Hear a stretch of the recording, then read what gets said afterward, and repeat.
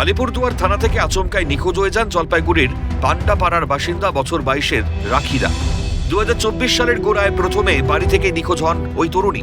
জানা যায় তিনি মানসিক ভারসাম্যহীন। পরবর্তীতে রাখিকে কেউ থানায় পৌঁছে দেয়। এরপর আলিপুরদুয়ার থানা সূত্রে জানা গেছে, রাখি নিজেই ইচ্ছে প্রকাশ করায় তাকে তুলে দেওয়া হয় জলপাইগুড়িগামী বাসে। কিন্তু এই ঘটনার পর থেকে আর কোনো খোঁজ মেলেনি তরুণী। প্রায় 2 বছর ধরে নিখোঁজ তরুণী রাখি রায়ের অনুসন্ধানে এবার কঠোর পদক্ষেপ আদালতে। কলকাতা হাইকোর্টে জলপাইগুড়ি সার্কিট বেঞ্চের নির্দেশ, এবার থেকে বিএসএফ ও এসএসবির সহায়তা নিয়ে তদন্ত প্রক্রিয়া চালাবে বিশেষ তদন্তকারী দল। আগামী 8 সপ্তাহের মধ্যে আদালতে অগ্রগতির রিপোর্ট জমা দিতে হবে পুলিশকে। মূল অভিযোগ হচ্ছে আলিপুরদুয়ার ওমেন পুলিশ স্টেশন থেকে মেয়েটি নিখোঁজ। আজকে মামলাটি যখন উঠেছিল, মক্কেলের হয়ে প্রার্থনা করেছিলাম যে কোনো কেন্দ্রীয় এজেন্সির হাতে যাতে এই তদন্তভারটা দেওয়া হয়। 1 নম্বর এটা চা বলাই এলাকা, 2 নম্বর এখানে বাংলাদেশ, নেপাল এবং ভুটান বর্ডার রয়েছে। সব দিক বিবেচনা করে কোর্ট বলেছেন এসআইটি চালিয়ে যাক।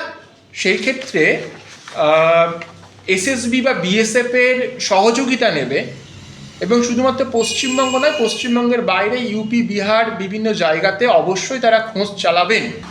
এই মামলাটিতে এসআইটি যা কাজকর্ম করছে সেগুলো 8 সপ্তাহের মধ্যে আজ থেকে আর কি এফিডেভিট ফর্মে কোর্টের কাছে ফাইল করবে এসআইটি।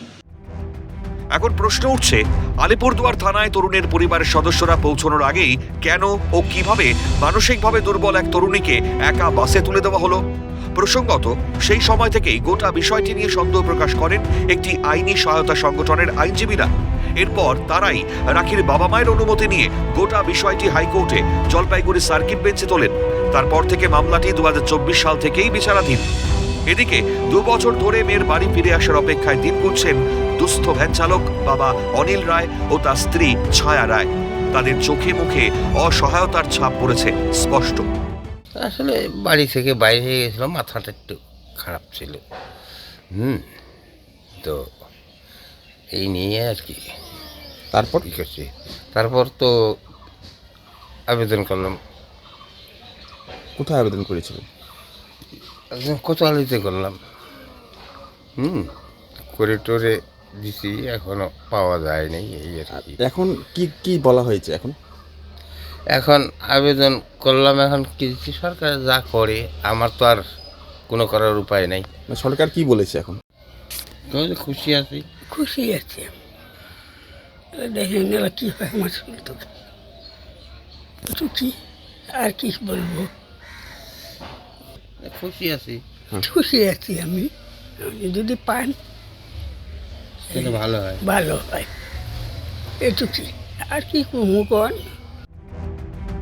আদালতের করা নির্দেশে তদন্তে নতুন গতি আসবে বলেই আশা পরিবার ও এলাকাবাসীর। এখন নজর 8 সপ্তাহের মধ্যে সিট কি অগ্রগতি জানায় এবং রাখি রায়ের অনুসন্ধানে নতুন কোনো সূত্র মেলে কিনা। জলপাইগুড়ি থেকে ছিলাম দেবের রিপোর্ট, ক্যালকাটা নিউজ।